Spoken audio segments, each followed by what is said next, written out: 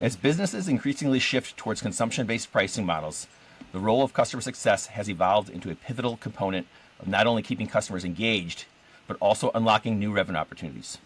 Monetizing customer success has become a key strategy, turning the customer journey into a new revenue stream through productized offerings, tiered success plans, and proactive value delivery. Hello, everyone. Welcome to the Revenue Lounge podcast. I'm your host, Randy Likas.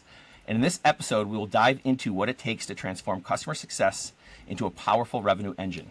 We'll unpack strategies and best practices to help monetize your customer success efforts and maximize the value you deliver to your customers. And joining me today is Santosh Sahoo. Santosh is the global leader of consumption selling at Mulesoft. He has over 20 years experience in sales, customer success, professional services, and engineering. Before stepping into his new role, he was leading global customer success teams for Mulesoft's automation and retail and consumer goods operating units. Santosh, thank you so much for joining us today. Thanks, Randy, and thanks for that introduction. Very excited to talk to you about this. I am as well. As you and I talked in the green room, this is a topic as we talk with leaders across go-to-market. It's something I think a lot of companies, if they haven't moved there, they're considering it. And so I'm really excited for what you have to share with us today. So I'd love to start these episodes and just have you maybe give us a little bit on your background and then what your current role is at Mulesoft. Sure. My background, as you mentioned, started with engineering for last 20 years. Everything that I have done is predominantly in technology and very much like the CIO, CTO, that landscape of technology space. But within that, I have played all kind of roles, starting with back-end engineer coding for 7 years, to be a field sales representative for a couple of years, being an account manager owning P&L, and then customer success for last 7 years within Mulesoft. So both back end, front end, and a lot of field roles. Within that, for last 7 years before my current role, I was in customer success in Mulesoft, driving the four key pillars, which is adoption, retention, expansion, and advocacy efforts, right, within Mulesoft. We recently formed this new team, which is the consumption selling team within Mulesoft, and I joined to lead that for, this is the third month in the role, right? So very, very net new for Mulesoft, net new for the company. And this is more aligned to where the industry is going, right? More products increasingly are consumption-oriented products, especially with AI, that you see every net new AI product is a consumption-oriented product, right? So that's where my efforts are focused on. So yeah, that's a brief journey. Great. So what led to the decision to shift the company's service model to being more consumption-based? I think it's where the industry is going to go, right? I think if you look at SaaS, Salesforce was a pioneer in SaaS. The SaaS term is tied to Salesforce, right? And then the original model was the seat-based licensing model, which still continues to be the most popular model with typical SaaS companies, right? Then came the whole wave of infrastructure companies, and I think AWS probably pioneered the whole world around consumption, right, with compute. But then compute, database, infrastructure integration all started going more consumption-based, right? And what's happening with the third wave is we have the whole wave of AI and applications built on top of AI. And this is where truly both customer expectation and the companies delivering solutions, they want it consumption based. So if you think of an agent or a query or anything, everything is priced based on that single transaction. So the customer does the transaction, gets immediate value, and they're paying for it. Versus in a seat-based philosophy, there is a promise, and then you have bought based on the promise. You might get the full value, might not. Sometimes there is the concept of shelfware and things like that. But I think we are all heading towards a true utility-based model, if you call it, right? And that's where I think in Salesforce, we have continuously redefined ourselves. So this is the whole process of redefining. And we are not unique in that. I think every large enterprise is thinking through how they gear towards a consumption-oriented company. So will seat-based pricing go away completely, or will sales sell a license and then the service component on top of that is consumption-based? Which kind of model is it going to follow? Yeah, I mean, I think what will happen is as organizations introduce new offering, especially tied to their AI-related products, right? Those will start more looking like consumption oriented, while they will still continue their core businesses, which is either seat based or compute based or whatever. But what happens is, I think this is where most of the industry is looking at, is in future these AI oriented applications will replace your standard SaaS applications. Like 20 years down the line, SaaS won't be SaaS, right? Yeah. It will be a fundamentally different world. So then this net new model would have taken roots as the go forward model. I think we are in the phase where there will be hybrid phase of your core business in a particular pricing model, and net new that you introduce would be on a consumption based or a transaction based model, right? That's kind of the hybrid phase we are. Got it. Now, what's been the biggest challenge in moving to this model, both internally and externally? So I would imagine there's probably a big change with how reps are comped, how CSMs are comped. There's got to be different sales and CS enablement that you need to go through, the alignment and the change management involved in that. All of those things. So that's what I consider the internal side. And then there's the external side, which is when you have this conversation with customers. So what does Yeah. that look like for you? Yeah, I think what I can give you a more view from a industry perspective, because I think there are infrastructure centric companies who have a way head start in this, right? And I think I can give you the perspective. We are figuring it out a lot of the things, right? So from that perspective, the answer is nuanced. It's a very, very net new motion. So let's think of internal perspective, right? Typically, if you want to go to a consumption based model, you have to figure out how does your product look like a consumption oriented product to begin with, right? Then your pricing strategy has to align with it, right? Like how do you price the product, like transaction based, query based, answer based, whatever it is, right? And then you have to figure out the whole go to market model to go with it. So how do you incentivize AEs, SEs, post sales motion, right? And how does that flywheel work to drive consumption and then drive expansion, right? So those are like the three components, and three go hand in hand. In all of that, there is a big part which is like the transparency to the customer around value, right? So imagine if you look at like AWS as an example, right? Like every customer, whatever they use, they very transparently can go and see in a dashboard exactly how much they're using and what they're paying for.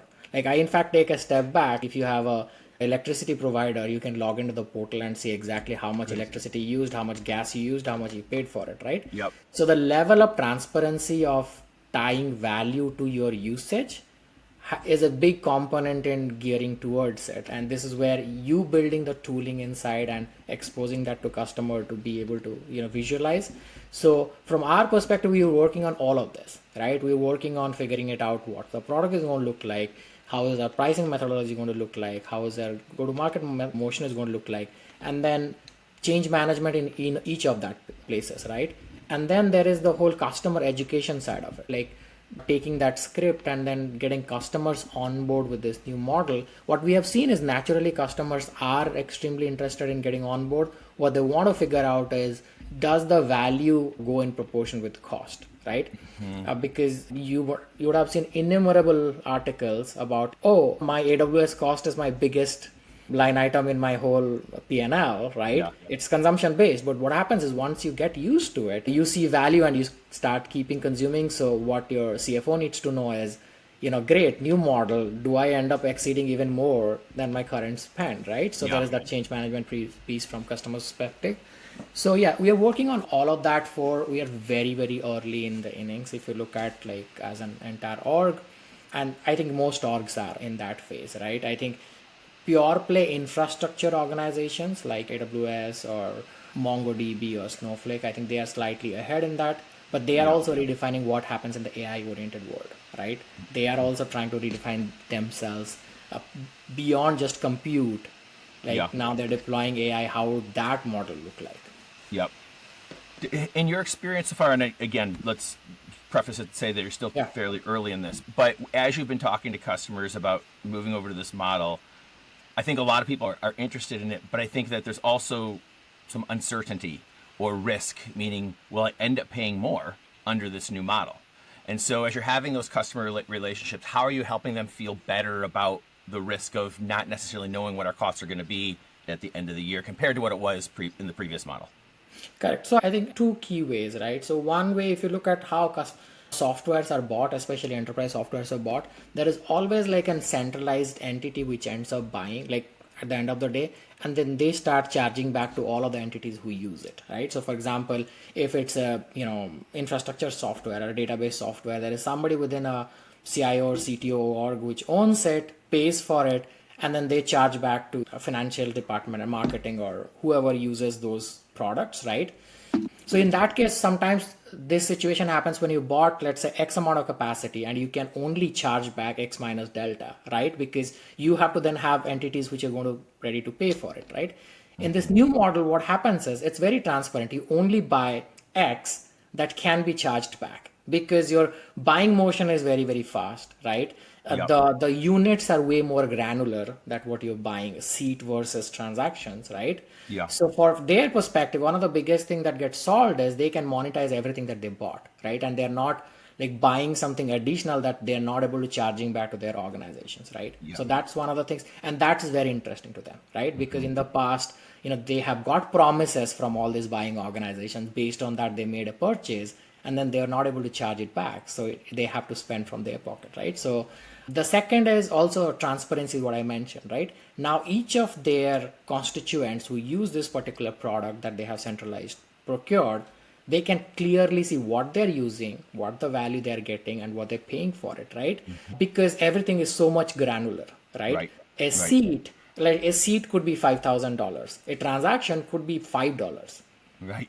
right? So Yep. you can look at each value oriented level, that what value you're getting versus like a larger entity like a seat or a core or anything which is much more expensive. So I think the transparency and the ability to buy exactly what you want, and as you start delivering more value, buying more, I think is very interesting for them. From that perspective, they realize even if they end up spending more at some point of time, I think what question would have been eliminated, are they getting value or not? Because Yeah. as they start getting value, they continue buying more, so the value is going proportionally with buying versus in the past buying precedes value, and then constantly you're trying to justify the value based Yeah. on the purchase. In this case, it's going hand in hand, so that's easier from that perspective. So that's how it balances, right? Even if I'm spending $2 million tomorrow, if I'm spending $2.5 million, I think for every dollar of that $2.5 million, I would have justified value to buy it. Yeah. Versus in the original purchase, there is a promise in the beginning, right? Which is Yep. fundamental difference. Exactly. Yeah. And I think just to play back what you said is, I think there's more visibility into what you're getting for that dollar spent, as opposed to the old model where it's like, well, this is what it costs, but we're not able to see specifically what it's driving back for the business. There is a lagging mechanism, right? So, Yeah. so if you think of, let's say you decided on a sales software for your sales team and you have 50 sellers, right? And you did a math saying, okay, the software cost this, which will make my sellers 20% productive. And based on that, the value at stake is $5 million. I'm spending $1 million. My potential ROI is 5x, Yeah. right? Now you implemented the software. Now you realize you ended up spending more than like initial $1 million. You ended up spending 2 million in implementation costs you didn't anticipate, right? Yeah. And then you started measuring productivity 2 years down the line. The productivity isn't 5x, it's like 3.5x.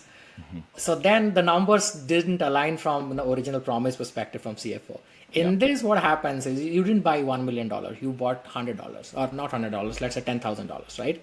Because I'm like, okay, I'm just buying this particular agent to do these things, right? And then you can see immediate value because you start using it. Yep. And then you start seeing immediate value. So you can do the math. Yeah, I mean, it's genuinely 20% productive, so I can buy more, right? Yeah. So this is almost like in a what do you call software development comparison. It's almost like moving from a waterfall model to an agile model, right? Where you're doing this whole initial built out of a big purchase, initial built out, and then value preceding, versus in agile, you're starting with a small purchase, seeing value, small purchase, seeing value, much more frequent purchases, Yeah. and the value going side by side with your purchase, right? Yep. So yeah, that's kind of fundamental mindset shift. So I'm curious, as you know, if you think about it from the field, and particularly thinking about the reps right now, it's almost encouraging a smaller land than what they're used to, right? Because they used to try to sell the biggest possible land initially, to now it's going to be a smaller land, but over time is where we're going to make more value. Like when you first started rolling this out, I'm just curious, what was the sales field's reaction to it? Definitely like a fundamental shift in mindset, right? Like if you go back to the same question in land, right? If I did a 200,000 land, right?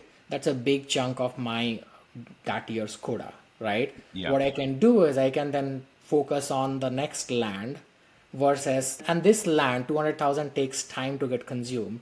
So probably for 6 months I'm not working with that customer so actively. I have other post sales teams working with them to get them off the ground, used and all that, and then I deeply get involved like 6-7 months time to think if I can do an expand, right? And I Yeah. focus my energy on other lands and stuff like that.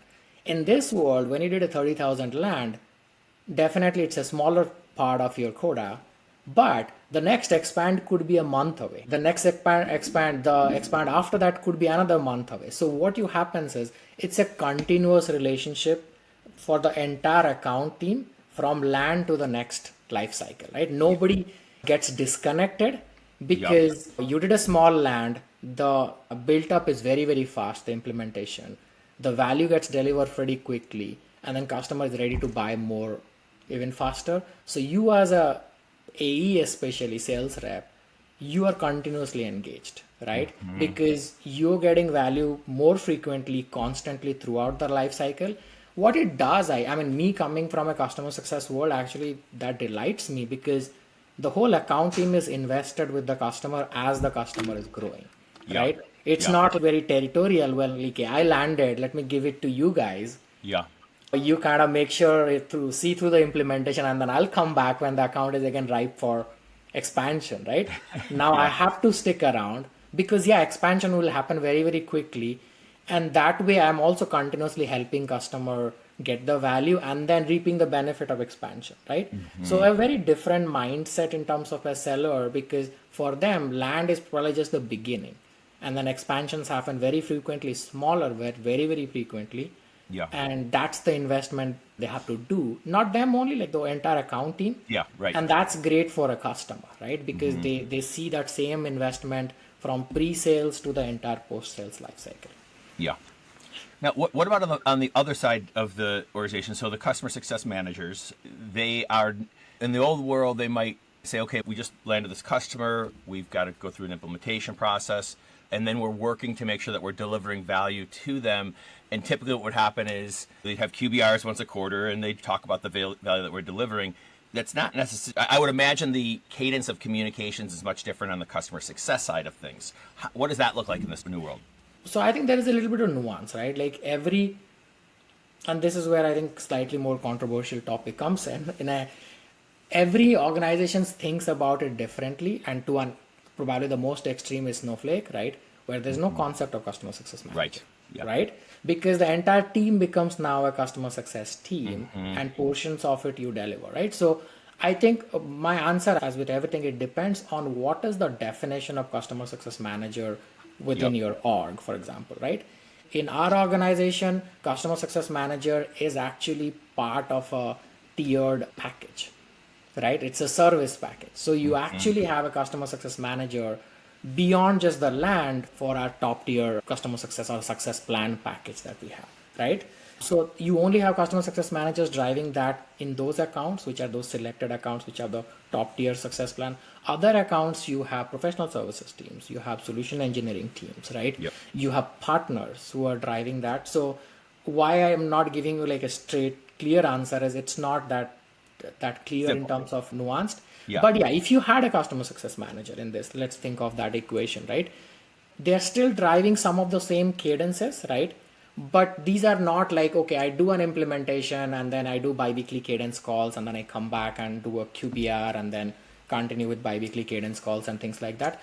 I think it's way more, I would say the rigor is the next level. You're almost sitting down with the customer and figuring it out what is their backlog of use cases that they want to implement. And you're constantly helping at one dimension, making sure these backlogs actually see the day of light so that the customer sees value. And then second, helping fill that backlog.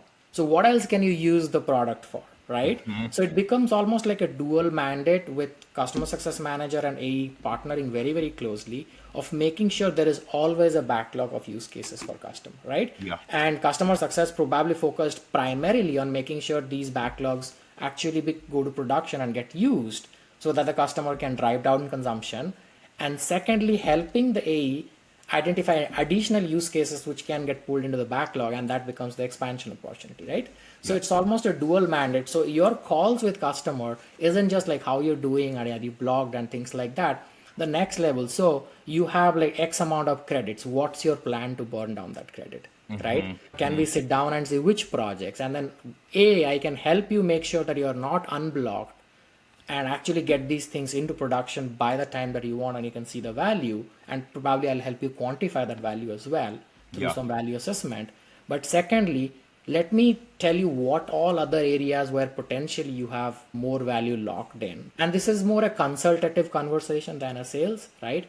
But it's at a next level. It's almost like opening saying, okay, which use cases, what timeline, when you plan to go to production, and Yep. then being able to almost put their stamp on, hey, I can reliably forecast by this time customer will be able to consume all the capacity and they'll need more, Yeah. right? So the next level of rigor. So the personality changes. It's very domain centric personality now with the customer success manager. It's not a vanilla CSM, right? So it's a CSM who understands that domain very, very well. So if it's integration or infrastructure or a database or a, I don't know, legal software, whatever, you understand the domain, because otherwise nobody will give you access to that data until you have the credibility of the domain. No customer will tell you exact use cases or backlogs, right? So the persona changes for sure. Yeah. So I would imagine there's probably different tiered packages, right, that are involved. And I would think that it almost forces a conversation as part of the sales process to say, what are the different use cases we're looking to solve over the next 12 months, 24 months, whatever it might be, to model the appropriate tier of pricing for that, and then delivering against those things. And of course, priorities change throughout the course of the year and so on and so forth. But is that sort of an accurate way to describe it? Is you're consulting up front with the client to understand the use cases, and that's going to drive the tiered package? True, right? And you're doing it in the land, but you're also doing through the contract as well, Through the contract right? too. So two things. The consumption motion definitely lends itself well towards a tiered success package, right? But it's not necessary. You could be very well in the SaaS model and should start thinking about a tiered package. I think that the challenge where companies have struggled in the past is most of the times if you would have speak to people, their success tiered package generally is tied to one or three things, right? Either it's a support kind of a package, or this is a better SLA or a faster SLA or something like that. Just support package, right? Yeah. Or you get some support help or things like that. Sometimes you might see it like a more of a support and implementation package that, hey, you pay $30,000 and you get 50 hours every year from a consultant to help you with any technical and all of that stuff, right? So it's very siloed packages that people develop, and it's almost like, oh, I have this thing, can I create a package out of it, right? And why I'm talking about the origin of the package, I think that's important for you to show the value to the customer. So what really works is if you could think through all the post sales touch points that a customer has, and then being able to think through products or these packages, right, which are differentiated across all touch points, right? So if you think through a customer, the customer would, if you landed it, they will go through onboarding, right? They have to go through probably some kind of training. They have to go through some kind of implementation. They have to, then once they are in production, they might need support. So some kind of a support process, right? And then constantly some kind of their health, like health of implementation monitoring, right? Like Yeah. those are all the touch points. So you have support team sometimes connecting with them, onboarding team, training teams, customer success, of course, right? And then some kind of an architectural team if it's more of a technical product. Yeah. So like the people who have been able to crack it, what they will think of it holistically, all of this combined. And then I have a package one, for example, that's elevated experience across all of this. So better SLA in support, like training has some more personalized training, onboarding is way more personalized, right? Architectural help is guaranteed and all of that. And that's like a tiered one. And then tier two, it's the next level. And then tier three is next level, right? And then so then the package, it's very holistic. And second, you think through the roadmap of the package. It's not constant today, right? You think about, okay, this is the package for, let's say, $15,000. Next year customer should be getting something more for the same $15,000, right? Because I'm constantly looking at enhancing that package. So maybe more training modules, right? Yep. Maybe a better SLA or something like that, right? Yeah. And now comes back to your point of how, like the selling process. Now then we have to enable the entire sales team of, talking about the value of this package, right?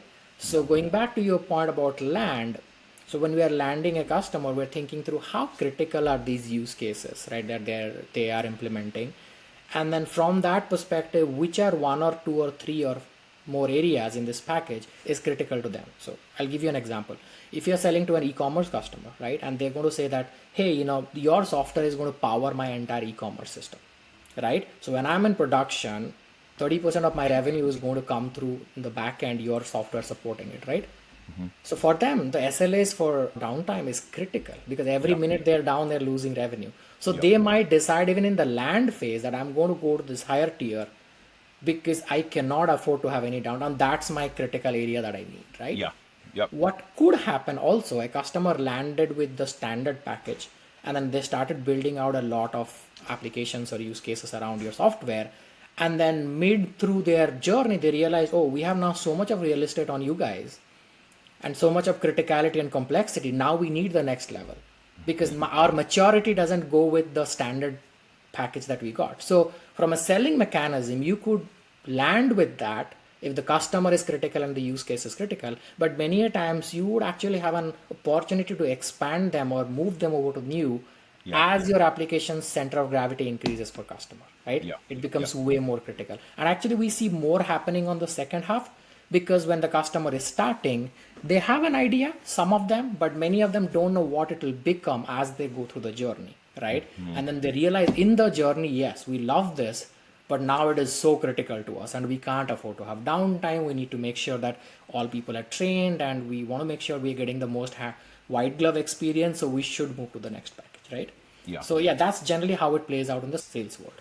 Got it. Okay, that's really insightful. So, how are you measuring the success of this program and moving there? And I would think there's probably some lagging indicators and then some leading indicators to help measure this. But would love to understand how you're all doing it. Yeah. So I think from consumption perspective, I think the easiest indicator is quarter and quarter increase on percentage of consumption, right? That's the easiest way to start with. And there is some historical data, right? Like you can always benchmark with the historical data and pace it to the next, right? That's probably the first you start with, like the base model, right? So for example, if the customer purchased, let's say 500 credits, let's credits is the unit, for example, right? Yep. And quarter one, they're using 200. Quarter two, you would have a target like, hey, 200 has to go to 400. And that's based on how do you want these customers to go, right? That's what you do in the lab to figure out, hey, I want every customer to be ready to be expanded in 6 months time, right? Yep. Yep. And then you have target setting according to that. So quarter on quarter increase on consumption. I think what I have seen with more advanced organizations who have been in this journey for a while, they tie to contract length, right? So if you have a 1 year contract with a customer, right, and they have bought X amount of capacity, you want them to burn it down at certain pace each quarter, right? To both make sure that they expand and also make sure they don't churn, Right. right? So from churn perspective, they bought, let's say, X amount of credit. You at least want to make sure they are at 80% of their usage by close to renewal. At least 80. I mean, 100 is ideal. Yeah. But at least you want to be in that safe space, like 80 to 100, generally people will renew, right? Yeah. That's the defense out of the house. The offense out of house, you actually want them to be 80% in the half of the contract so that you can do the expansion, right? So then looking at the historical data, you decide what's an ideal increase quarter on quarter consumption that you want your teams to be targeted to, right? So that's what then you track down that, yeah, if this happens, I know expansion is going to happen, right? Yep. Yep. And you almost track it in the best North Star model, you almost track it like a sales metrics, right?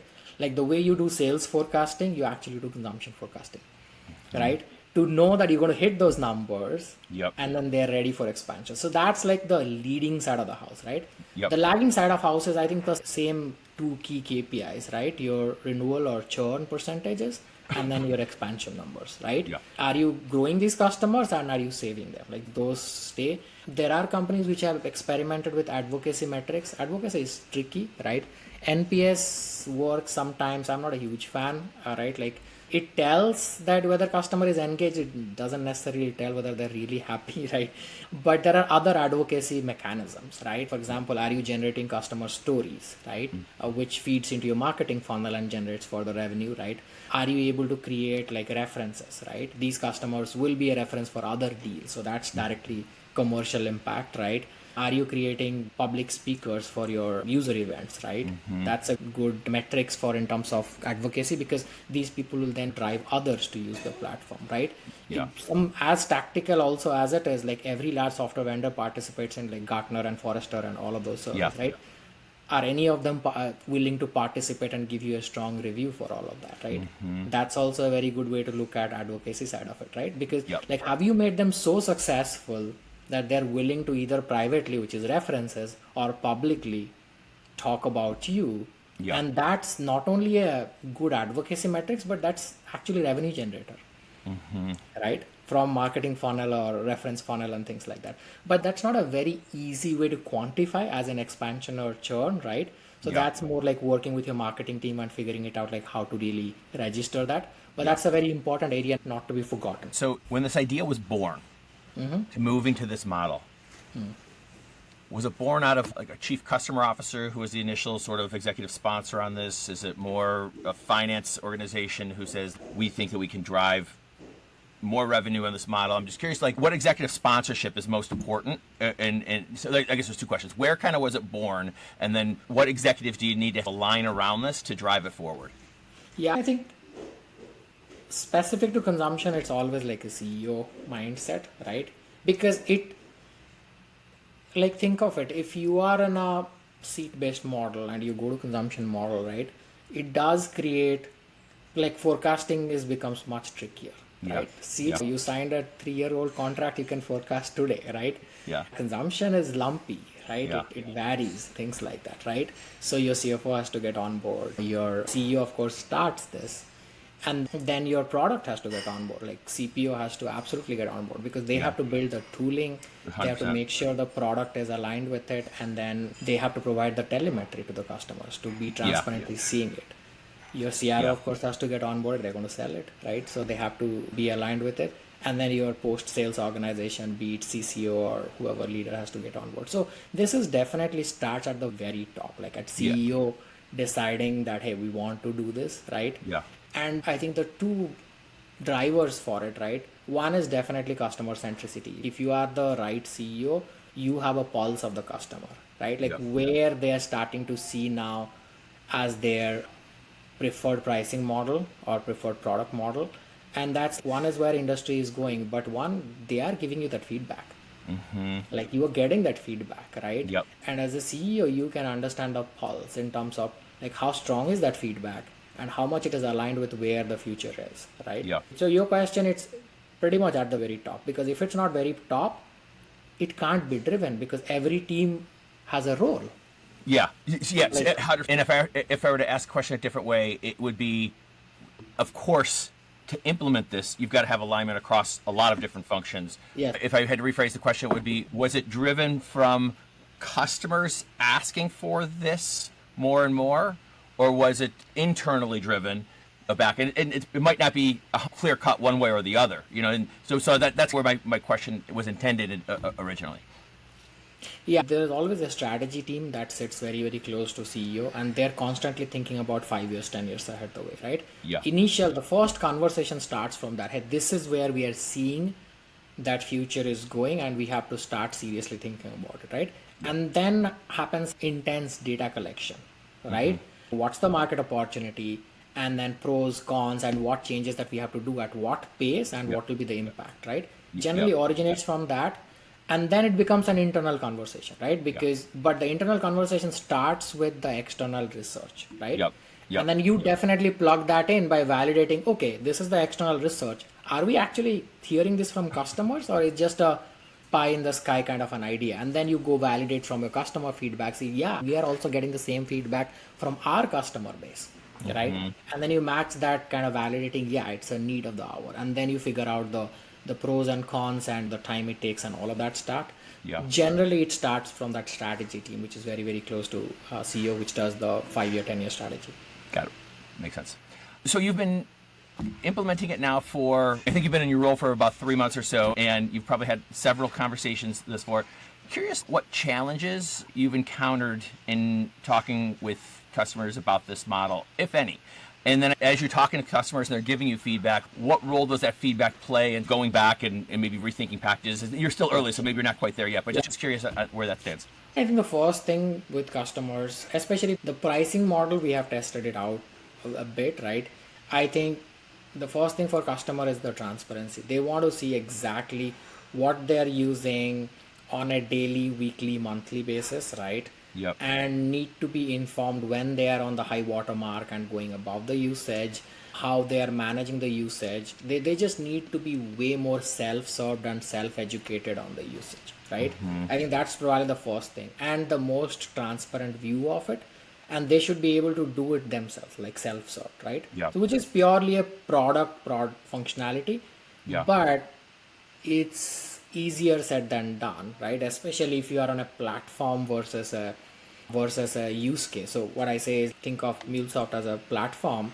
This is an integration platform. Different customers have different use cases. Yeah. Somebody is using it for supply chain, e-commerce, all of that, right?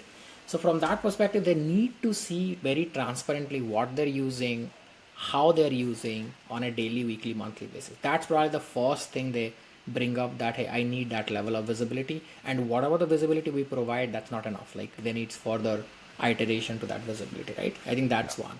The second is transparently helping them understand like how does the whole the pricing mechanism works based on the usage, right? So if I'm using this, so for example, go back to the electricity provider example, like if I know X units of electricity I'm using and X units of gas, how does that translate to dollars? Like that whole, so that they can internally budget, they can internally Yeah. think through their usage and things like that. So Yep. that transparency of pricing, which in enterprise software it almost used to be some kind of a myth, right? Okay, you give me the demand, I'll tell you how it costs, Yeah. but I don't have to tell you exactly how I arrived at that number, right? I'll give you Yeah. ballpark, but I'll not give you exact recipe. Yeah. But now you have to be way more transparent, right? Like customers should be able to do their math themselves, right? Yeah. So that's the second part of it, right? And then the third part of it then becomes that whole partnership with the customer to continuously identify net new use cases, take these use cases to production, and Yeah. then help them quantify value, right? So for example, I moved X use case to production, I should be able to tell what value did I get from it and use that to justify the next net new use cases, right? And Yeah. it's a very continuous flywheel. So they want help with like models and frameworks to help quantify value, Yeah. right? I think those three are like predominantly comes up. The first two are sits between product and little bit between product and pricing strategy, right?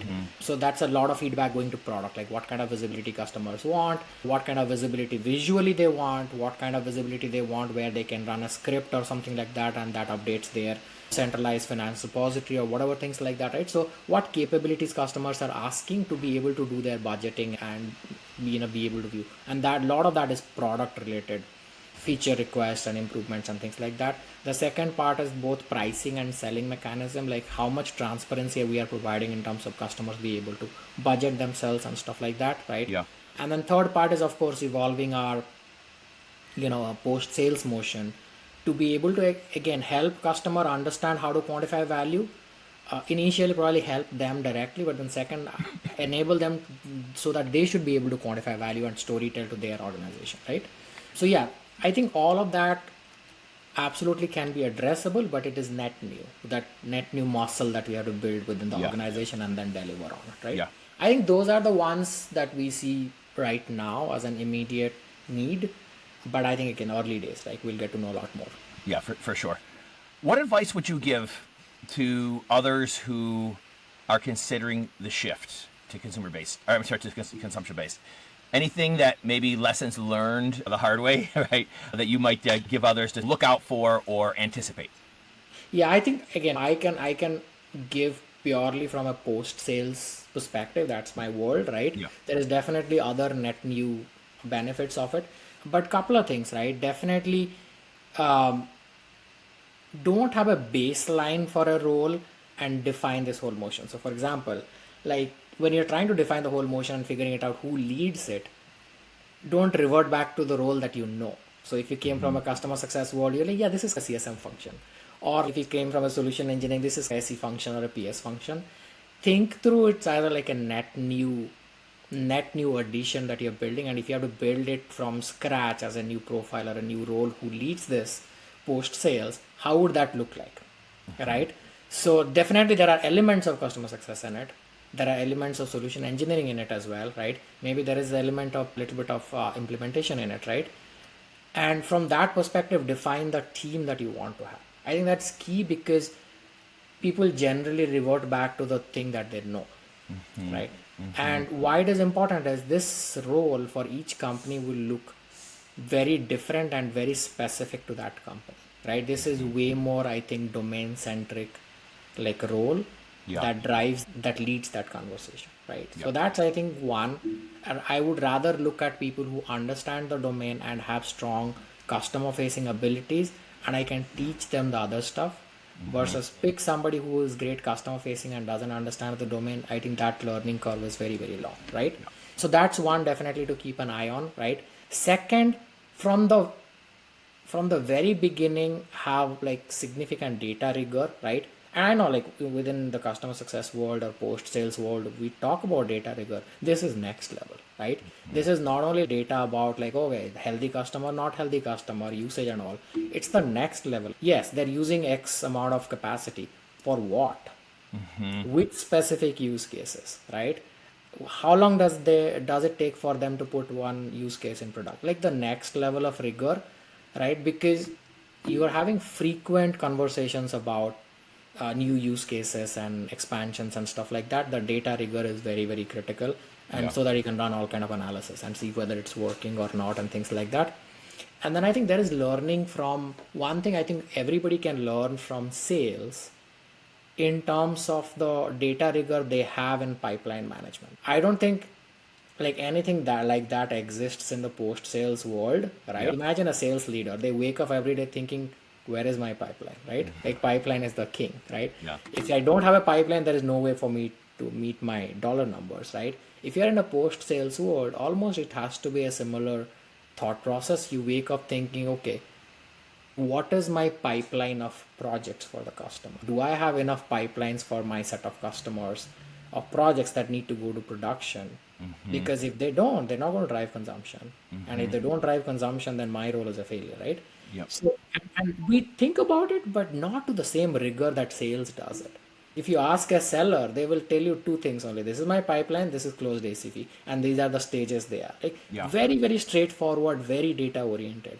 I don't think in post sales world we have come anywhere close to that, being able to tell our story in a very data oriented way. Okay, I have 55 projects for this customer in pipeline. Yep. 20 of them will go live in this quarter and 35 next quarter, and the 20 that goes live this quarter will consume X amount of capacity, right?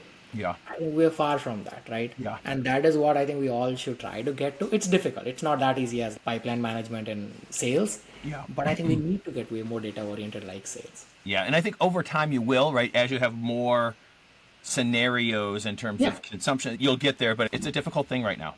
Yeah, but I think that should be the North Star. Like Yeah. that's the whole point. Like I think need to put the framework for it and then inspire the team. Hey, let's get to that level, Yeah. right? And that gives predictability to everybody Yeah. in the entire org, a predictability around consuming Yep. technology, which is Yep. hugely useful. Yeah. So you might have answered the question in your very last point right there, but I have one last question for you before we transition over to our lightning round.